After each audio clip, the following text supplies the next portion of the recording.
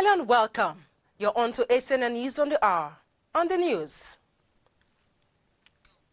Okrika Diocese announces new appointment given to the Bishop of the Diocese of Ikwere, the Right Reverend Dr. Blessing Eyinda, by the Primate.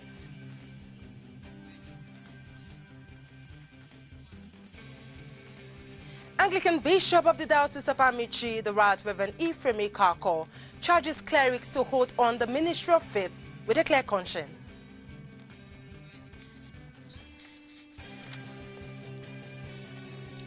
Plus, representatives of the Planning Implementation Committee of Watermiller University DICO visits Primate Ndukuba, gives reasons for coming.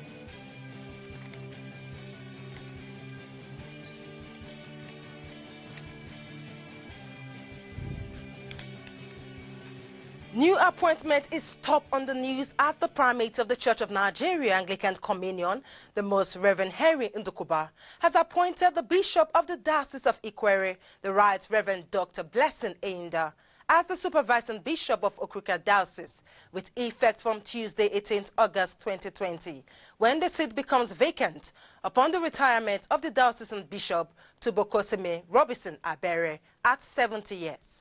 He will oversee the diocese until the bishop-elect is consecrated and enthroned.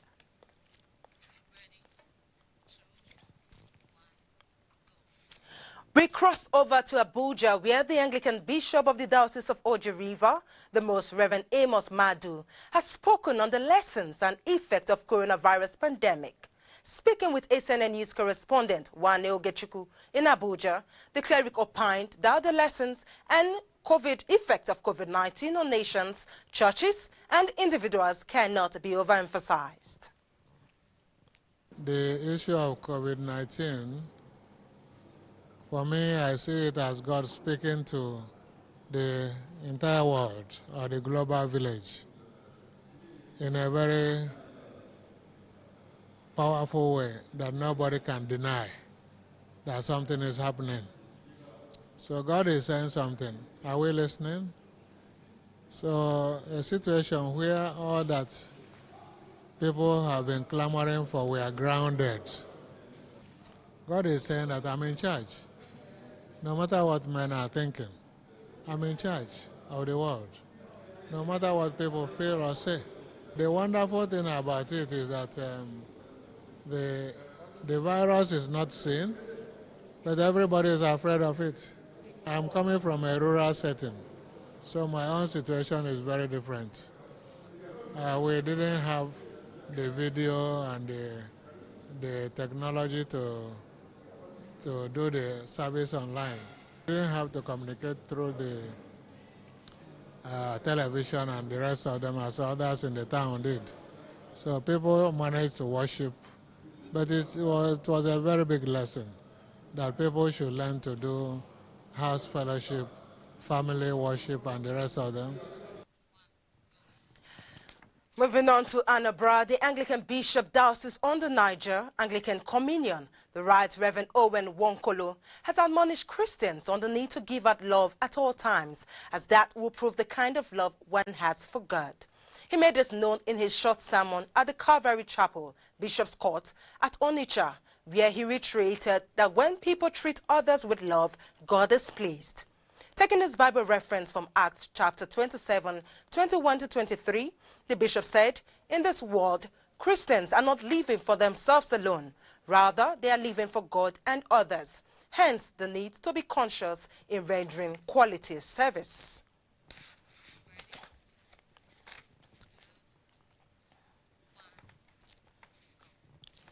On the Ministry of Faith, the Anglican Bishop of the Diocese of Amici, the Right Reverend Ephraim Ikako, has admonished clerics to hold on the Ministry of Faith with a clear conscience by living on what they preach on the pulpit. Bishop Ikako made the statement in his sermon during the collation of canons and archdeacons in his diocese. Do you really understand what it means to be an archdeacon? Arch plus deacon. You know the meaning? When we take things at the surface. When you are made a deacon, go and read 1 Timothy chapter 3. The first part of it is talking about, I think 1 to 7 is talking about bishop. The qualities and qualifications to be a bishop. The second part, I think from verse 7 downwards, is talking about who? A deacon. That every sermon you preach, you must make up your mind to live by that sermon. And any sermon you cannot live by, you should not preach it, because you are not preaching with a pure conscience. If you tell people, members of the church, don't steal, do you steal church money? When we join people in holy matrimony, we preach wonderful sermons at their wedding ceremony. How many of us in the holy order have good, emulatable, exemplary marriages? Castigating one another, backbiting one another. If you have opportunity of being nearer the bishop, you use it to destroy every other priest that doesn't come near the bishop. Holding the mystery of the faith with pure. The Anglican Bishop of the Diocese of Eha-Mufu, the Right Reverend Daniel Oliya, has described who a true leader is. According to the cleric, a good leader is one who is close to his subject and is well acquainted with the happenings around them. Bishop Daniel Oliya made this assertion in an interview with ACNN News correspondent Wane Ogechukwu in Abuja, as he called on every leader to follow the footsteps of Jesus in leadership. A good leader should be able to understand what leadership is all about. That leadership is not about self. Leadership is not about power. Leadership is not about fame. Leadership is service. Any leader who understands that leadership is a service will deliver. Because when you understand it as a service, you will see yourself as a servant and you'll be ready to make sacrifice. Any leader who is not ready to make sacrifice cannot be a good leader. And a good leader must first of all be a good follower. If you have not been a good follower, you will not be able to be a good leader. A good leader should be a servant. A good leader should be a peacemaker. A good leader should be a bridge builder. A good leader should be able to be with the people, stay with the people, know the needs of the people. A good leader, like a pastor, should be able to know where his members live, what their problems are, and know how to reach them, pray for them, go to them, know those who are poor and those who are rich, and know how to reach them, to use those who are rich to help those who are poor. When you know these things, be able to understand your people well and be able to lead well. You're still on to ACNN News on the Hour, and still to come. UEFA announces referee to take charge of the Champions League final between Paris Saint-Germain and Bayern Munich. The details of the story and more after this break. Kindly stay tuned. God of great transformation. The first session of the 10th Synod of Okioshu Anglican Diocese with the theme God of Great Transformation holds between Thursday 3rd and Sunday 6th September 2020 at the Cathedral Church of St. Paul, Bongon. This is the first ever Synod of Bishop Folusho Taiwo as the Episcopal leader of the diocese. The presentation of the presidential address comes up on Friday 4th September 2020. God of Great Transformation will bring total deliverance, salvation, blessings, breakthrough, and lots more through lectures, sermons, symposium, Bible study, and prayers during the Synod. This year's Synod of Okioshu Anglican Diocese is a must attend for you and I. Our Father, Bishop Folusho Taiwo, Bishop of Okioshu Diocese, is the convener. Jesus is Lord. Announcer, Okioshu Anglican Diocese 2020 Synod Planning Committee. Truly, the times are changing. Nations are fretting, but the faithfulness of God has not changed. He is reliable, dependable, and unfailing. And so we shout again, O you who hear prayer, to you all flesh will come. There is a God who is able, willing, and ready to hear us. Join us to raise the altar of prayer again at the Memorial 2020, a yearly fasting and prayer program of the Anglican Diocese of Lagos. Accept this as a personal invitation from our diocesan bishop and missioner, the Right Reverend Dr. Humphrey Bamishebi and Professor Moturayo Olumakaye, as you join us for daily corporate worship and prayers at 6 to 6:30 p.m. on August 1 to 20 and 3 hours of prayer summit on August 21, 2020. The kingdom, power, and glory of the Lord shall manifest in all areas of your life in Jesus' name. Let all the earth make a joyful noise unto the Lord.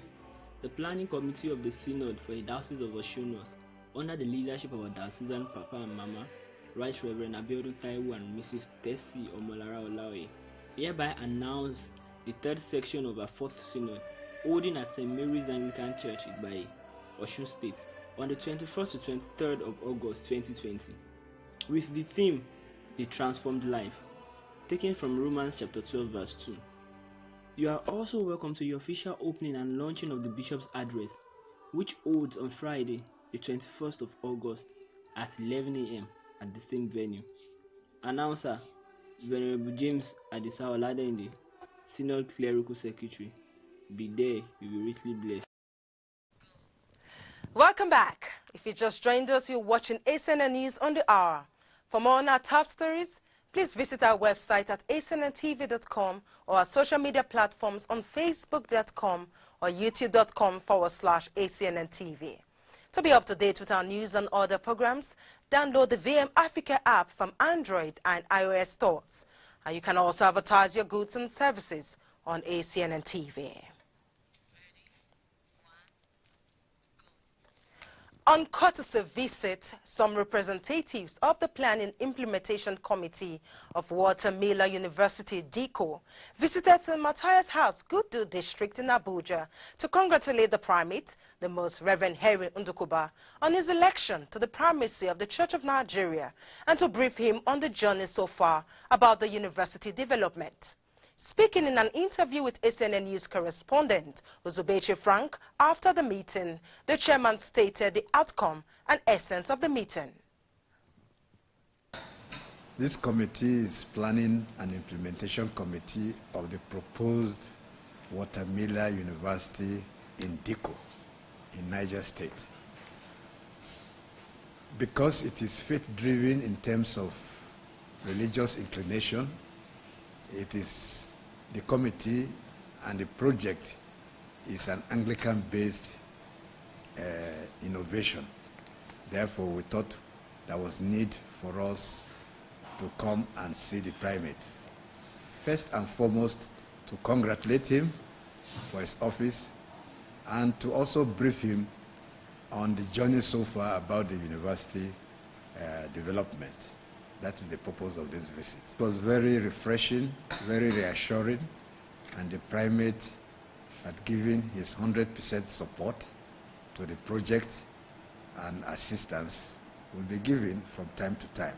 So we're in partnership with the church leadership. The representatives include the Chairman Planning Implementation Committee, Senator Tunde Ogbeha, Nigerian scholar Professor Jerry Garner, and the Registrar, Church of Nigeria Anglican Communion, Barrister Abraham Yisa, among others, who came here all satisfied with the outcome of the visits.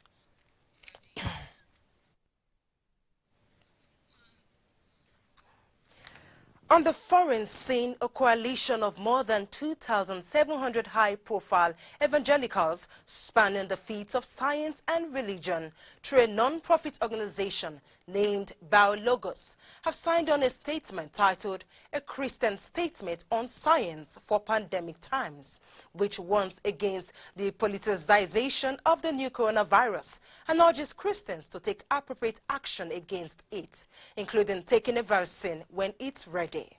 From the statement, they are deeply concerned about the polarization and politicization of science in the public square when so many lives are at stake.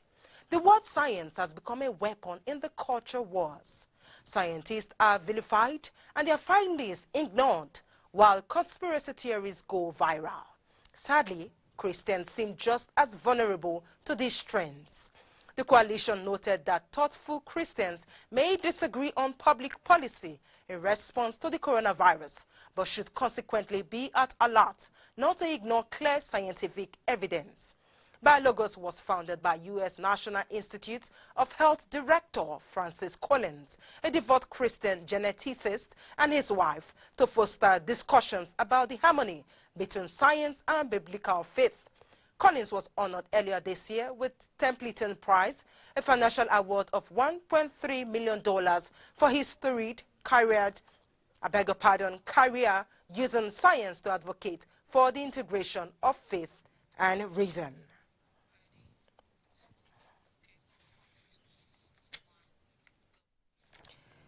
The newly minted Democratic White House nominee Joe Biden has promised to bring unity and a return to optimism in the states.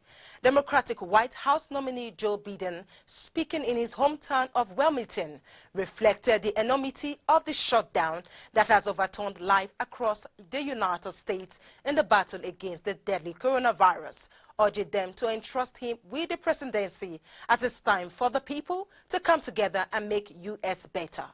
Meanwhile, Trump, in fighting hard, is what is shaping up to be an election of unprecedented ferocity and division. Trump also tried to overshadow Biden's thunder with a visit just outside his challenger's birthplace in Scranton, Pennsylvania. In his speech, Trump claimed that Biden had abandoned the blue-collar town. He, in fact, moved out with his family when he was a child and warned that Democrats would usher in an era of violent mobs and blood-stained sidewalks. And moving on to sport, Bayern Munich attacker Philippe Coutinho insisted he was fully focused on the Champions League amid talk about his future, saying his final appearance for Bayern against Paris Saint-Germain in the decider on Sunday before returning to the parent club Barcelona. However, the Brazilian international is expected to make a permanent move from Barcelona, linked with a switch to Arsenal. But Coutinho, who arrived at Barcelona from Liverpool in January 2018, said his focus was on the Champions League final, as his mind is fully focused on the competition. Expressing satisfaction, Coutinho said it's a unique opportunity for him to be in the Champions League finals. UEFA has announced that Italian referee Daniel Sarto will take charge of the Champions League final between Paris Saint-Germain and Bayern Munich. Sunday's showpiece at the Estadio da Luz in Lisbon will be the first European final for the 44-year-old official, who has been an international referee since 2010. Osato is not a stranger to Paris Saint-Germain, will be assisted by his compatriots Lorenzo Maganelli and Alessandro Gialatine. Last season, he refereed the French side's 2-0 victory at Manchester United in the round of 16, though PSG were ultimately knocked out on the away goals rule. This season, he has officiated in 8 Champions League matches, including the last 16 first leg between Real Madrid and Manchester City.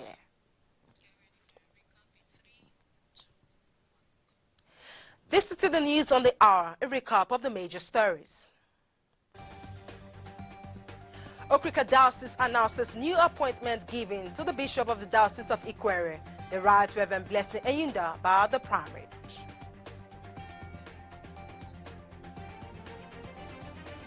Anglican Bishop of the Diocese of Amiachi, the Right Reverend Ephraim Ikako, charges clerics to hold on the ministry of faith with a clear conscience. Plus, representatives of the Planning Implementation Committee of Watermiller University, DICO, visits Primate Ndukuba, gives reasons for coming.